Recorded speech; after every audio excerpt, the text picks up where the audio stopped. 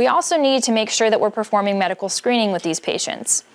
Abdominal pain in this population should be referred if it's not consistent with a sportsman's hernia. Abdominal distension, not related to a meal or intestinal gas, could indicate bowel or women's health disorders. Vaginal bleeding that's not associated with normal menstruation or sexual activity should also be reported. Any abnormal discharge from the rectum, vagina, or urethra should be noted. Bleeding with urination or defecation could also necessitate referral. So, Cauda equina syndrome can be caused from space-occupying lesions or external trauma, with disc lesions being the most common cause. Characteristics of this emergent condition include saddle anesthesia, bladder dysfunction, sexual dysfunction, bowel dysfunction, and a neurological deficit in the lower extremity. Again, we need to screen for spinal, hip, and pelvic fractures, inflammatory conditions, and infection, which is also detected by a fever. So in the table on the next 2 slides, we have red flags for patients with pain in the lumbo-pelvic hip region. So reviewing the red flags, we have age over 50, history of cancer, and failure to respond to treatment after 1 month. The pathology here is looking for an increased risk for fracture, malignancy, or osteoporosis. This is shown to be 100% sensitive for malignancy with a history of cancer and a failure to respond to treatment in 1 month. If the patient has no relief with bed rest, again, we're looking at a non-mechanical disorder such as a malignancy, and this would be considered 100% sensitive for malignancy.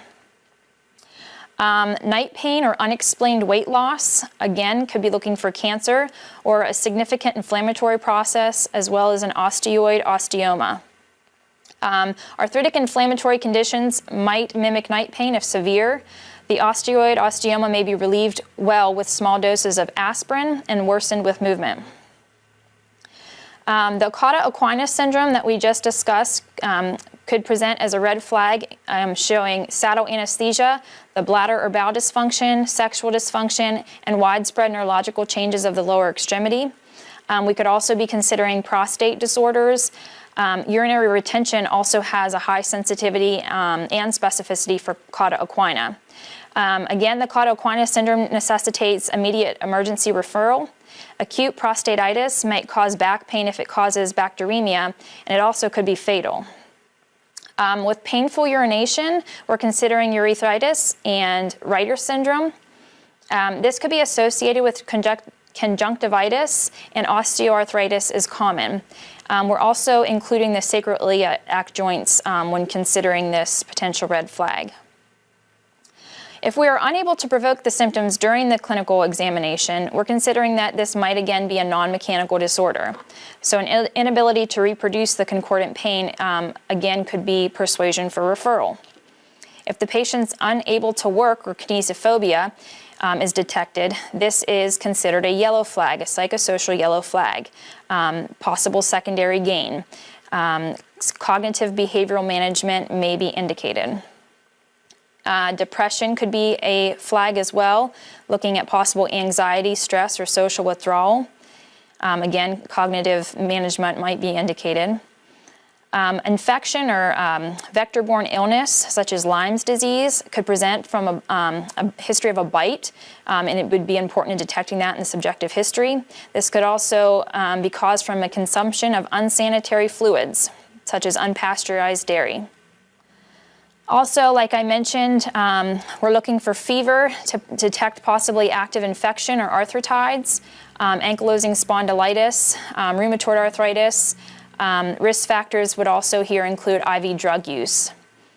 For an abdominal aortic aneurysm or vascular stenosis or even peripheral vascular disease, we might find intermittent claudication of vascular origin. Symptoms here could include pelvic girdle pain, buttock pain, lower extremity pain. These would lead to power deficits of the buttock and lower extremity, and it would also mimic neurogenic claudication and perhaps pelvic girdle pain and or low back pain. A pulsatile mass is considered an emergent condition, possibly suggestive of an abdominal aortic aneurysm.